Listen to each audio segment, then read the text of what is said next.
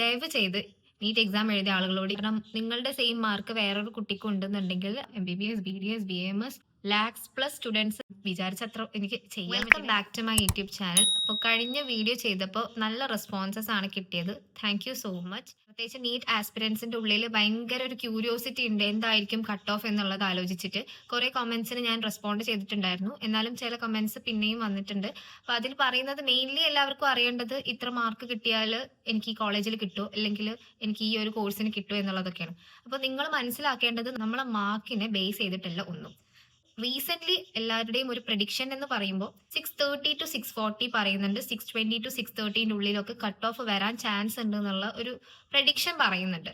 അതുപോലെ ഇപ്രാവശ്യത്തെ biology NCERT പക്ക easy ആയിരുന്നു എന്ന് കേട്ടു. ഫിസിക്സും അതുപോലെ കെമിസ്ട്രിയും രണ്ടും അത്യാവശ്യം സമയം എടുത്തിട്ട് ചെയ്യേണ്ട ഒരു എക്സാം ആയിരുന്നു. 25 പോലെ അത്രയും ടഫ് അല്ലായിരുന്നു, but it was easy. Easy ആകുമ്പോഴും നമുക്കൊരു ഇഷ്യൂ വരുന്നത് കട്ട് ഓഫ് അത്രയും ഇൻക്രീസ് ആവാൻ ചാൻസ് ഉണ്ട്. പ്രതീക്ഷിച്ചിരിക്കരുത് ഇതായിരിക്കണം എന്നുള്ള ഒരു പ്രതീക്ഷയിൽ ഇരിക്കരുത്. നമുക്ക് എന്തായാലും റിസൾട്ട്സ് വരട്ടെ, അലോട്ട്മെന്റ് വരട്ടെ, അതിനുശേഷം നമുക്കൊരു ഡിസിഷനിലേക്ക് എത്താം. നിങ്ങളുടെ സെയിം മാർക്ക് വേറൊരു കുട്ടിക്ക് ഉണ്ടെന്നുണ്ടെങ്കിൽ അത് വേറെയുള്ള ക്രൈറ്റീരിയാസ് വെച്ചിട്ട് 1-2 റാങ്കിന് വ്യത്യാസത്തിന് ചിലപ്പം നിങ്ങൾ ഉദ്ദേശിച്ച കോളേജ് കിട്ടണമെന്നില്ല.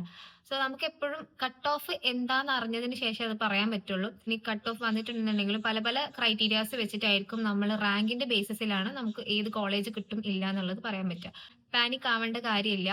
കുറെ പേർക്ക് ഭയങ്കര ടെൻഷൻ ഉണ്ടാകും, എന്ത് കോഴ്സിലേക്ക് ഇനി പോകും. 22 lakhs പ്ലസ് സ്റ്റുഡൻസ് ഈ പ്രാവശ്യം എക്സാം എഴുതിയിട്ടുണ്ട്. നിങ്ങൾക്ക് എല്ലാവർക്കും അറിയുന്ന കാര്യമാണ്. ഒരുപാട് കോളേജസ് ഉണ്ട്. ആ കോളേജസിലൊക്കെ ഇപ്പോൾ കേരളത്തിലാണെങ്കിൽ 100 സീറ്റ്സ് ഉണ്ടാവുള്ളൂ.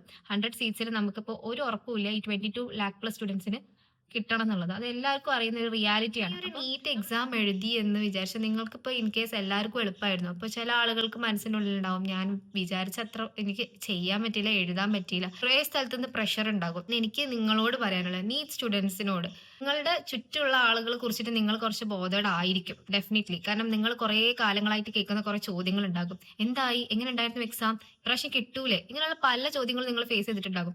ഒരു വിധത്തിൽ നിങ്ങൾ അവരുടെ അടുത്ത് നിന്നൊക്കെ എസ്കേപ്പ് ആവാൻ എന്തെങ്കിലുമൊക്കെ പറയും. റിയാലിറ്റി നമ്മൾക്കേ അറിയുള്ളൂ എന്താന്നുള്ളത്. അവർ പഠിച്ചിട്ടില്ല, അവർ ഗോ ത്രൂ ചെയ്തിട്ടില്ല. ബട്ട് ഇങ്ങനെയുള്ള ആളുകളോട് എനിക്ക് പറയാനുള്ളത്, ദയവ് ചെയ്ത് നീറ്റ് എക്സാം എഴുതിയ ആളുകളോട് ഇങ്ങനെയുള്ള ചോദ്യങ്ങൾ ചോദിക്കാതിരിക്കുക. ഇപ്രാവശ്യം കിട്ടൂലേ, എന്തായി എക്സാം, എന്തിനാ വെറുതെ. ഓൾറെഡി അവർ അത്രയും പ്രഷർ ഹാൻഡിൽ ചെയ്തിട്ട് എക്സാം അറ്റൻഡ് ചെയ്ത് ടെൻഷനായിട്ട് നിൽക്കുക. അതിന്റെ ഇടയിൽ നിങ്ങളുടെ ഈ ചോദ്യങ്ങളും കൂടി വന്നിട്ടുണ്ടെങ്കിൽ ഡെഫിനറ്റ്ലി ദെൽ ബി ഡൗൺ. അപ്പൊ ദയവ് ചെയ്ത് അങ്ങനെയുള്ള ചോദ്യങ്ങൾ ഒഴിവാക്കുക. വാട്ട് എവർ ഇതെന്തോ ആയിക്കോട്ടെ. ഇപ്പൊ 3 വർഷം കഷ്ടപ്പെട്ട് അല്ലെങ്കിൽ 3, 4, 5 കൊല്ലം കഷ്ടപ്പെട്ട് പഠിച്ച് എഴുതിയതാവും, പക്ഷെ വിചാരിച്ചത്ര പെർഫോം ചെയ്യാൻ പറ്റിയിട്ടുണ്ടാവില്ല. It's all depends upon the 3 hours. Luck ഉണ്ട് നമ്മളുടെ. It's something which is really different. ഇപ്പൊ കിട്ടിയില്ല എന്നുണ്ടെങ്കിൽ പോലും ആ ഒരു മൈൻഡ് സെറ്റ് നമ്മൾ സെറ്റ് ആക്കി വെക്കണം. കിട്ടിയിട്ടില്ല എന്നുണ്ടെങ്കിൽ it's fine, it's okay.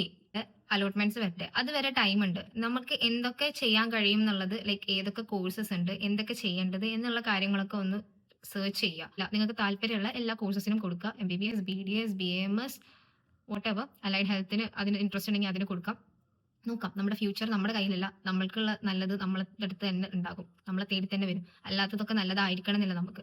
So അത് മനസ്സിലാക്കുക. നമ്മൾ എവിടെയെങ്കിലും നമ്മളെ ഫെയിൽ ആക്കിയിട്ടുണ്ടെങ്കിൽ, നമ്മൾ എവിടെയെങ്കിലും നമുക്കൊന്നും തരാതിരുന്നിട്ടുണ്ടെന്നുണ്ടെങ്കിൽ അതിനൊരു പേർപ്പസ് ഉണ്ട്. നിങ്ങൾക്കിനി എന്തെങ്കിലും ഡൗട്ട്സും കാര്യങ്ങളും ഉണ്ടെന്നുണ്ടെങ്കിൽ കമന്റ് ബോക്സിൽ ചോദിക്കുക. Definitely I will be there to help you all out. നമുക്ക് നഷ്ടപ്പെട്ടത് എന്താണോ അതിനേക്കാൾ ഏറ്റവും നല്ലത് നമ്മുടെ മുന്നിൽ വരും.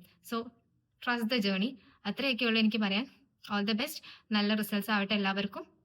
നല്ല കോളേജസിൽ കിട്ടട്ടെ, അടിപൊളിയാവട്ടെ. ആൻഡ് ഇത്രയും ലെങ്തി ആണെന്ന് എനിക്കറിയാം, ബട്ട് ഞാൻ മാക്സിമം കുറയ്ക്കാൻ നോക്കുന്നുണ്ട്. And thank you so much for watching my video. Do subscribe, do support. എന്തെങ്കിലും സംശയങ്ങൾ ഉണ്ടെങ്കിൽ യു ക്യാൻ കമൻറ്റ് ബിലോ. അതിന് പറ്റുന്ന പോലെ ഞാൻ റെസ്പോണ്ട് ചെയ്യുന്നതായിരിക്കും. Thank you. ബൈ.